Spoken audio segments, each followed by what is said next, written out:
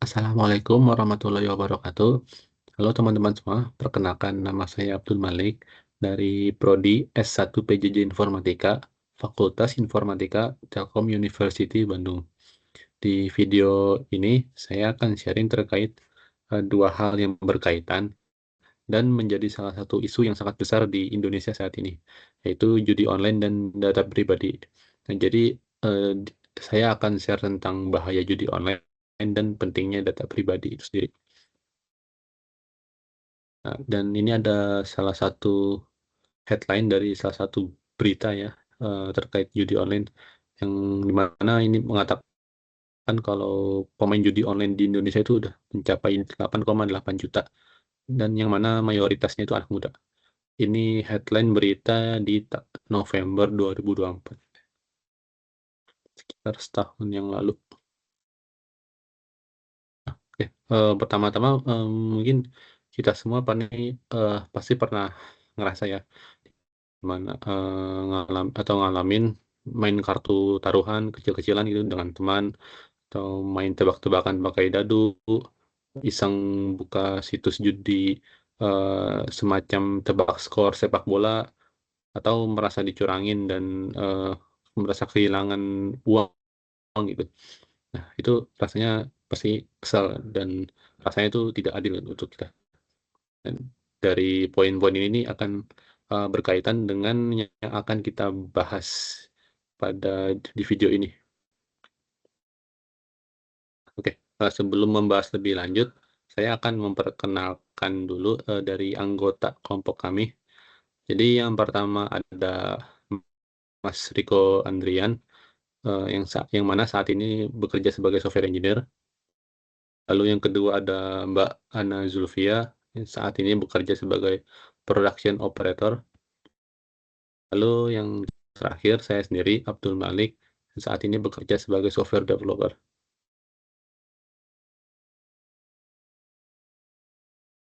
Oke, jadi kita mulai dari pembahasan yang pertama terlebih dahulu, yaitu judi online atau yang biasa disebut juga sebagai judol ya. Jadi secara definisi, apa itu judi online? Judi online adalah aktivitas taruhan melalui platform digital, bisa dalam bentuk website atau aplikasi mobile yang mana harapan itu kita mendapatkan keuntungan dari hasil yang mana itu tidak pasti gitu. Nah, untuk jenis-jenisnya sendiri, jenis-jenis judi online ada beberapa ya. Yang pertama itu ada kasino. Dari kasino itu sendiri ada eee, beberapa yang termasuk, yaitu slot, poker, dan blackjack. Jadi kasino online tuh ya sebenarnya representasi dari kasino yang ada di dunia nyata ya, ya misalkan slot itu, slot itu yang mana mekanisme permainannya itu ada beberapa gambar gitu ya. Misalkan ada 3 gambar, lalu nanti ketika dimulai akan diputar, diacak, di-spin gitu. Nah, itu nanti kalau ketika selesai diacak itu ketiga-tiga gambarnya itu sama, itu maka disebut jackpot gitu ya. Nah, mungkin sama seperti ilustrasi yang ada di sini ya, ini ada 777. Nah, lalu kalau untuk poker dan blackjack itu bentuknya kartu ya. Lalu selanjutnya ada taruhan olahraga. Ini bisa eee, di sepak bola, bola basket atau e-sport ya. Nah, jadi format taruhannya itu juga bisa macam-macam ya. Contohnya misalkan kalau di sepak bola itu bisa eee, taruhan dari hasil hasil siapa yang menang antara A melawan B itu nanti siapa yang menang. Bisa juga siapa yang akan mencetak gol, pemain mencetak gol di satu pertandingan. Atau bahkan, tim mana yang bakal mencetak gol duluan di satu pertandingan itu dan lain sebagainya, itu macam-macam ya. Jadi, tapi yang jelas itu, yang ditaruhkan itu adalah hasil dari pertandingan olahraga, seperti itu. Lalu selanjutnya itu ada kartu online ya. Ini, mmm, agak mirip dengan kasino online yang poker dan blackjack ya. Jadi intinya representasi dari judi yang ada di dunia nyata yang mana itu menggunakan kartu ya. Yang mungkin yang beda itu, cara permainannya aja. Nah, dan yang buat bedanya lagi, dengan online tuh, kalau mungkin kalau secara, kecurangan di dunia nyatanya itu, mungkin tuh dipermainkan oleh bandar ya. Nah, sedangkan kalau untuk online gitu, itu dipermainkan oleh sistem. Jadi si user, si pengguna, si pemain judi online itu yang akan melawan sistem itu yang sudah diatur sedemikian rupa. Nah, selanjutnya ada togel atau lotre online. Nah, kalau togel itu dilakukannya dengan cara nebak angka yang akan keluar di pemutaran angka gitu loh. Nah, kalau secara bahasa sendiri ya, togel itu berasal dari kata totoan gelap, yang berarti artinya itu menebak angka secara rahasia. Nah, lalu yang terakhir tuh ada skin gambling ya. Nah, skin gambling itu, semacam apa ya, judi skin gitu, skin dalam game online. Jadi bentuk perjudian online yang mana, si pemain itu menggunakan item virtual dalam game, yang mana item virtual itu yang tadi saya bilang yaitu skin ya, biasa disebut skin yang jadi taruhannya, seperti itu kira-kira. Nah, kalau untuk, dari segi hukumnya ya, terutama di Indonesia itu, ya, dari segi hukum di Indonesia itu, ini semua bentuk aktivitas judi online ini tuh ilegal ya. Dicantumkan juga di Undang-Undang Nomor 1 Tahun 2024 tentang KUHP pasal 526, yang mana hukumannya itu penjara maksimal 1 tahun dan denda Rp100 juta.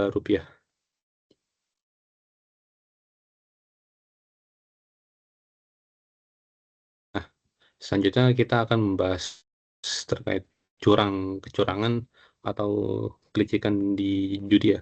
Jadi permainan-permainan judi itu pada umumnya banyak praktik praktik yang licik ya. Nah, kita akan bahas dulu dari, judi yang di dunia nyata. Nah, jadi, kecurangan dalam perjudian di dunia nyata itu butuh skill tangan ya. Misalkan kalau main kartu itu bisa kartu ditandai, itu istilahnya sleight of hand atau kong kali kong. Lalu kalau main dadu, itu dadunya bisa aja dibuat berat sebelah atau, istilahnya itu loaded dice, dan cara lemparnya pun khusus gitu, ada triknya. Jadi, permainan licik ini tuh biasa terjadi gitu ya, banyak terjadi gitu di, dalam perjudian, di dunia nyata, yang berarti sebenarnya bandar yang mengontrol hasil, jadi bukan bukan sekadar hoki, seperti itu. Nah, itu tadi kecurangan atau kelicikan di perjudian di dunia nyata. Nah, gimana kalau di dunia digital? Nah, kalau untuk di dunia digital itu, untuk judi online itu butuh bisa dibilang butuh skill coding ya dalam ketika merancang sistem, atau aplikasi judi online tersebut. Nah, ada ini istilahnya juga, itu yang pertama, eee, random number generator. Ini, program itu yang mengatur semua hasil permainan gitu.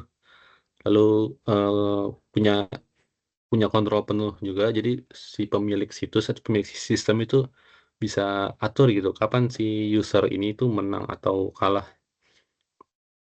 Lalu dari segi strategi bandar juga biasanya itu, eee, dikasih menang dulu, si pemain tuh dikasih menang dulu di awal-awal. Nah, nanti, eee, ketika udah menang gitu berapa kali gitu, si pemain bakal merasakan ketagihan. Nah, dari ketagihan itu bakal terus main-main hingga ngabisin uang dan sampai akhirnya dibuat kalah gitu. Jadi intinya semuanya, kalau di dunia nyata itu bandar yang main, nah sedangkan kalau di judi online itu sistem di belakang yang main gitu. Jadi apakah random number generatornya itu benar-benar dibikin acak itu di sistemnya? Jawabannya itu enggak, pasti ada, di belakangnya itu dibuat algoritmanya sedemikian rupa agar mempermaik mempermainkan psikologi si pemain gitu, si user-nya.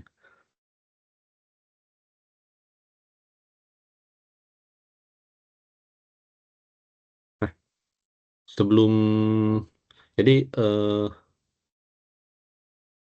para para pemilik judi online gitu, ketika ingin, apa ya, ingin menjerat korban itu biasanya ada beberapa caranya gitu ya.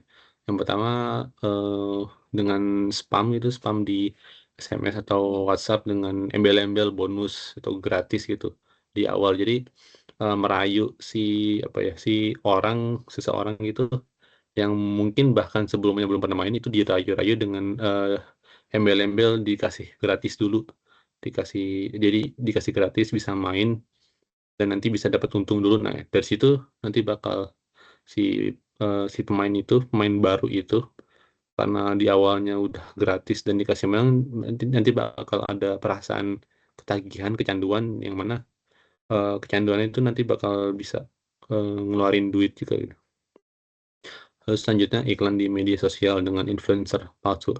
Nah ini, udah cukup banyak juga ya, apalagi sejak, eee, apa ya, sejak teknologi AI yang semakin bagus dan baik itu, yang terutama yang dalam, eee, membuat video, video gitu. Jadi, saya juga beberapa kali melihat itu, artis, iklan di media sosial kalau beberapa kali, salah satunya di Facebook itu, yang mana itu, eee, modelnya itu artis gitu, artis yang cukup terkenal dan reputasinya cukup baik, dan itu rasanya kan agak aneh ya. Nah, itulah, eee, salah satu juga cara meyakinkan orang-orang yang belum pernah terjerat itu untuk ikutan gitu. Wah, lalu ada promo deposit 50.000 dapat 100.000. Nah ini, agak agak mirip dengan yang pertama ya. Jadi emang di awal itu dirayu dulu agar mau memulai gitu dan nanti lama-lama kecanduan. Lalu ada referral, ya ajak teman dapat komisi, dan yang terakhir itu buat customer service yang responsif 24 jam.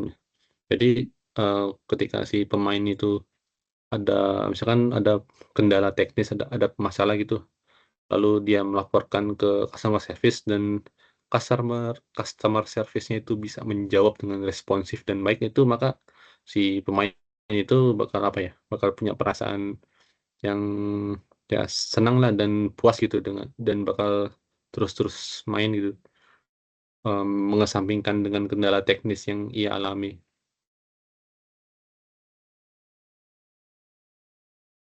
Selanjutnya ada demo aplikasi simpel sebenarnya. Di dalamnya itu ada dadu yang bisa dengan tombol acak. Nanti di dalam itu, singkatnya itu ada input number juga. Kita bisa input number-nya itu input input 1 sampai 6, yang mana, itu tebakan kita gitu. Tebakan kita input, misalkan kita input 4, lalu nanti ada klik, eee, acak acak. Nah, nanti akan ada, eee, visual dadunya, itu nanti dadunya akan mengacak gitu ya. Nah, nanti, setelah mengacaknya selesai itu akan mengeluarkan angka yang nggak sesuai dengan yang kita input barusan itu. Misalkan tadi saya input 4 lalu klik acak, nanti hasilnya keluar 3, 1, 2 atau yang lain selain 4 gitu. Nah, kenapa bisa gitu? Karena itu, emang dari sistem dibuat algoritmanya agar sedemikian rupa, agar ya memang bisa diatur gitu.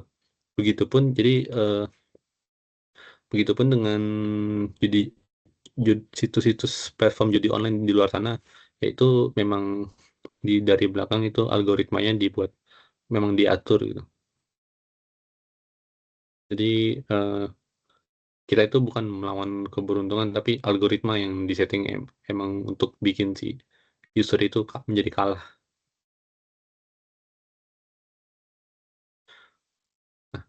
Dari, dari main judi online itu jadi muncul kecanduan ya seperti yang tadi saya, sempat mention juga. Yang pertama itu, penyebab kecanduannya juga dari desainnya yang bikin nagih gitu ya. Misalkan ada, biasanya di judi online terutama di yang jenisnya slot ya itu cukup rame gitu, ada sound effect macam-macam dan warna-warninya cukup, apa ya, cukup jelas gitu dan ada ilusi yang mana, buat seolah-olah tuh si pemain itu, "Wah sedikit lagi menang nih." Nah nanti ya desainnya sedemikian rupa agar membuat si user itu, si pengguna itu menjadi, kecanduan itu. Lalu yang kedua itu memicu dopamin di otak gitu. Jadi, memang otak kita itu punya dopamin ya, salah satu dopamin dopamin, apa ya, ketika senang tuh, yang mana kalau apa, ada perasaan senang itu maka ke depannya tuh akan ada muncul perasaan pengen lagi, pengen ngelakuin hal itu lagi gitu, hal yang membuat otak kita senang gitu. Lalu yang ketiga, lingkaran setan ya. Jadi, eee dalam main judi online itu memang siklusnya itu nggak lain nggak bukan tuh dari kalah, penasaran, balik modal, dan kalah lagi gitu. Itu memang benar-benar jadi benar-benar mainin psikologi si pemainnya gitu. Lalu keempat itu ada dampaknya, kalau sekolah untuk anak teman-teman yang masih sekolah itu, nanti akan sekolahnya terganggu atau teman-teman yang lain yang mungkin sudah bekerja juga atau kegiatan lainnya, itu kegiatan utamanya bisa terganggu ya. Dan juga bisa, mengganggu tidur dan hubungan rusak tuh, hubungan ke orang lain ya, secara sosial gitu. Itu bisa berpengaruh buruk juga. Nah, lalu bahaya kedua itu dari sisi finansial ya. Jadi, mmm, tentu saja dengan apa ya, dengan terus-terusan main judi online itu, kita yang mana itu pasti buat sedemikian rupa agar kita selalu kalah ya. Ya tentu itu rugi ya berarti ya.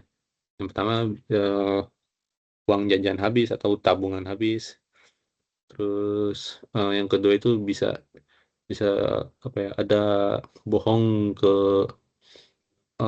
untuk kita yang masih ini ya, teman-teman yang masih, mungkin masih, apa, mendapat ongkos dari orang tuanya itu bisa bohong ke orang tua minta uang untuk misalkan untuk urusan apa gitu, tapi ternyata untuk judi online dan ini kasusnya juga emang sudah mungkin udah beberapa kali, ada beritanya ya, saya sendiri lihat itu, di mana, siswa itu siswa sek anak sekolah itu, berbohong ke orang tuanya minta uang untuk apa, tapi ternyata dia untuk, deposit di apa, di judi online.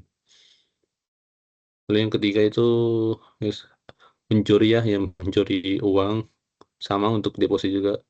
Lalu 4 ini terjerat pinjol ilegal yang bunganya itu cukup besar, lalu bisa, berakhir dikejar debt collector.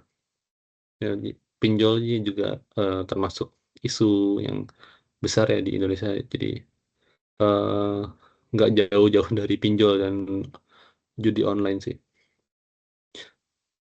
Dan total kerugian masyarakat Indonesia itu udah triliunan rupiah.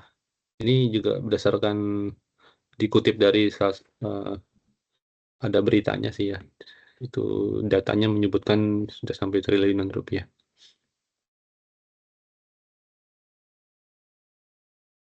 Nah, selanjutnya itu kita membahas terkait ini ya, data pribadi.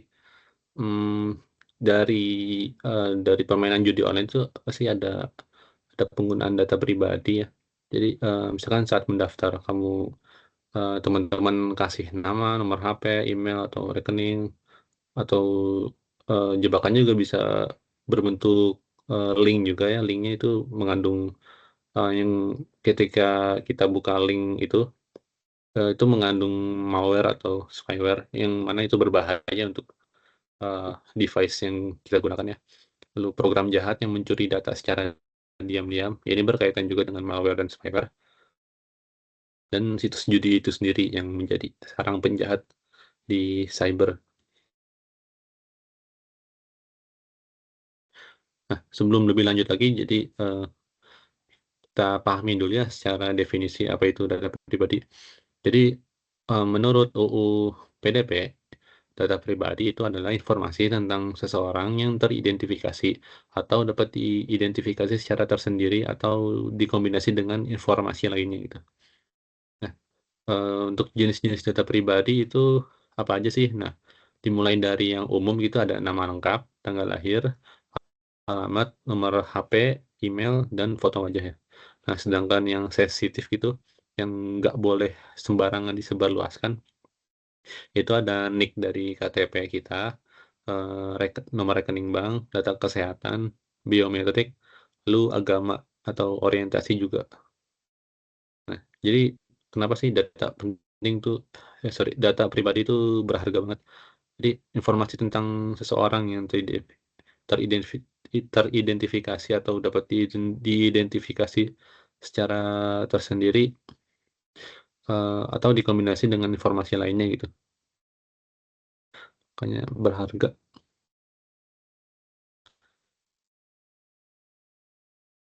Nah lanjut, kita bahas terkait, jenis-jenis ancaman ini ya, keamanan data. Jadi, eee, salah satu ancaman gitu yang marak gitu saat ini apa ya, eee, kan, eee, kita sendiri yang akan mengalami kerugiannya terutama berkaitan dengan data pribadi itu, contohnya yang pertama ada phishing ya, yang di mana tuh phishing tuh bentuknya link palsu, yang bisa mencuri data kredensial seperti password. Jadi, mungkin ada, eee, apa ya, situs login yang menyerupai situs login asli lainnya gitu, misalkan Facebook. Jadi ada link phishing Facebook-nya, yang mana tuh link ini tuh akan membuka, apa ya, situs Facebook itu dari tampilan tuh sangat mirip, dibuat sangat mirip, dan nanti ada di situ ada, input untuk login-nya juga, yang di mana input login-nya itu nanti, si user bakal, masukin contohnya email dan password. Nah, tapi karena itu link phishing gitu, link phishing yang menyerupai Facebook, nanti ketika si user, mengiranya itu Facebook asli kan akan mengisi data, email dan password user itu, datanya itu akan, tersimpan ke orang lain, si pemilik phishing itu yang tidak bertanggung jawab itu. Lalu yang kedua ada malware.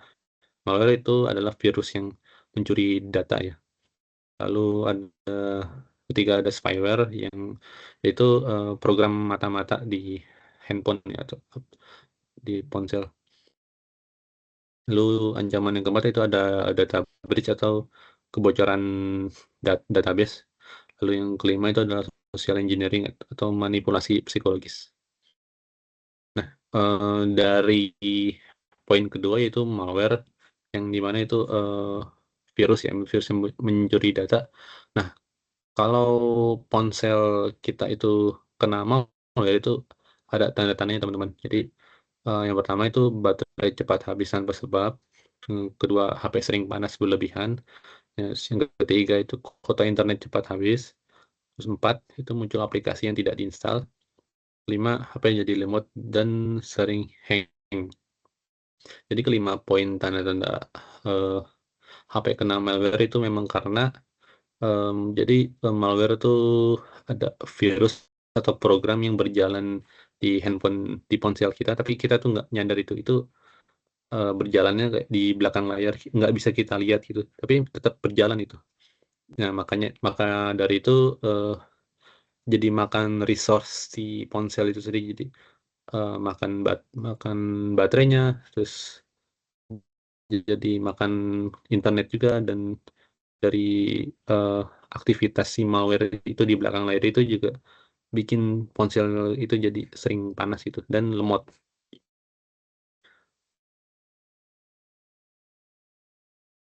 Nah, apa sih bahayanya, dari data itu jika tercuri ke apalagi ke pihak-pihak yang nggak bertanggung jawab ya, ke oknum. Yang pertama itu bisa dari penipuan finansial ya. Bisa aja data kita itu dipakai untuk, pengajuan pinjol ilegal atas nama kita, padahal, kita nggak pernah merasa, apa ya, daftar pinjol tapi nanti tiba-tiba ada tagihan ke kita gitu. Nah itu bisa jadi, data kita pernah bocor dan digunakan pinjol oleh orang yang nggak bertanggung jawab. Lalu data kita juga bisa, bobol akun, e-wallet atau m-banking kita sendiri ya. Jadi orang lain yang memiliki data kita itu, punya apa ya, singkatnya punya akses ke e-wallet kita lah gitu. Lalu yang kedua itu adalah pencurian identitas ya. Jadi akun sosmed seperti Instagram, TikTok, Facebook, dan lain-lain itu milik kita jadi dihack. Lalu, dari dihack itu juga nanti bisa dipakai, menipu teman-teman gitu misalnya, minta transfer gitu. Misal akun kita kena hack, akun Instagram kita kena hack, lalu, si orang yang melakukan hack ke akun Instagram kita itu nanti, eee mengirim pesan ke teman kita untuk meminta transfer gitu. Nah itu kan bahaya ya. Lalu ada pemerasan atau, blackmail atau sextortion. Ini tuh, spyware yang bisa ngakses ke galeri kita gitu, ke foto dan video, terus, bisa cari video atau foto pribadi kita. Lalu yang terakhir tuh spam dan phishing ya, ini sebelumnya seperti yang sebelumnya saya sempat mention, eee, dari spam dan phishing itu data data yang dicuri itu nanti bisa dijual ke jaringan atau penipu yang lain, terus bisa dibombardir dari SMS, WA, email, atau penipuan seumur hidup. Mungkin, kita pernah, teman-teman pernah ini ya, apa ya, menerima SMS spam gitu yang bentuknya penipuan itu kemungkinan nomor teleponnya mungkin pernah di-input ke situs yang, kurang terpercaya atau semacamnya sih, kira-kira seperti itu. Jadi untuk melindungi data pribadi kita sendiri, bisa dimulai dari yang dasar-dasar dulu ya, langkah dasar keamanan itu ada beberapa, contohnya kita itu, buat password yang kuat. Bisa minimal 12 karakter, gabungan huruf, simbol, angka, terus huruf kapital, gitu-gitu, agar, kombinasinya itu makin kuat gitu. Lalu aktifkan two factor authentication itu di semua akun, sosmed atau akun, eee, ya semua akun kita, semua akun online kita. Lalu ganti password secara berkala, ini juga bisa diterapi ya. Mungkin, setiap orang punya preferensinya masing-masing ya, tapi disarankan tuh 3 sampai 6 bulan gitu. Lalu jangan pakai password yang sama untuk banyak akun, karena ketika, seandainya salah satu akun kita itu sudah, apa ya, tersebar gitu password-nya, nanti si yang tahu atau, anggap saja si hacker yang sudah tahu password dari akun kita, salah satu akun, misalkan akun sosial media kita, nanti, dia bakal nyoba di platform lain dengan kredensial yang sama gitu. Nah dan jika password-nya sama itu, maka si hacker itu, bisa punya akses banyak platform yang akun kita. Lalu jangan save password di browser publik ya, atau cloud gitu ya. Karena kita nggak bisa percaya sepenuhnya dengan apa ya, dengan, provider-provider yang sifatnya publik di internet. Lalu, keamanan dari smartphone, karena smartphone itu kan yang sudah menjadi alat, alat yang kita gunakan tiap tiap hari ya. Nah, itu bisa dimulai dari aktifkan lock screen ya. Bisa dari PIN, terus, password pattern, lalu biometrik juga. Lalu selanjutnya itu, download aplikasi itu hanya dari official store. Contohnya misalkan Android itu ya, download aplikasi hanya dari Play Store aja, jangan diusahakan jangan download jangan install file APK dari luar Play Store. Lalu yang ketiga, cek permission dari aplikasi sebelum install. Jika ada aplikasi yang meminta permission yang aneh-aneh gitu, itu patut dicurigai. Lalu update OS dan aplikasi secara rutin, karena biasanya dari update-update OS itu ya, itu ada biasanya itu yang perbedaan update itu ada perbaikan dari sisi security. Lalu terakhir uninstall atau hapus aplikasi yang sudah tidak digunakan.